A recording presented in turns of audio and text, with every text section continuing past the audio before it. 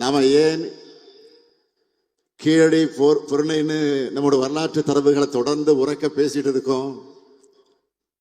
தமிழர்களான நம்முடைய பண்பாடு தனித்துவமானது, முற்போக்கானது, இந்திய துணைக்கண்டத்தோட நாகரிகத்தினுடைய தொட்டிலாகவும் உச்சமாகவும் இருந்தது நம்முடைய தமிழ் மாநிலம்தான்.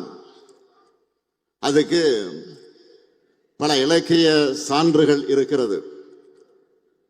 ஆனால் இலக்கியம் மட்டுமே ஒருபோதும் வரலாற்று சான்றாகாது.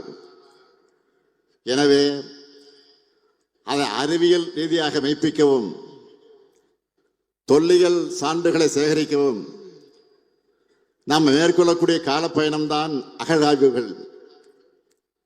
இந்த நிலையிலே தான் கீழடை தொடங்கி பல வரலாற்று இடங்கள்ல நாம் மேற்கொள்ளுகிற அகழாய்வுகளுக்கு ஒன்றிய பாஜக அரசு எப்படியெல்லாம் தடை போடுறாங்கன்னு தொடர்ந்து அம்பலப்படுத்திக்கிட்டு இருக்கோம்.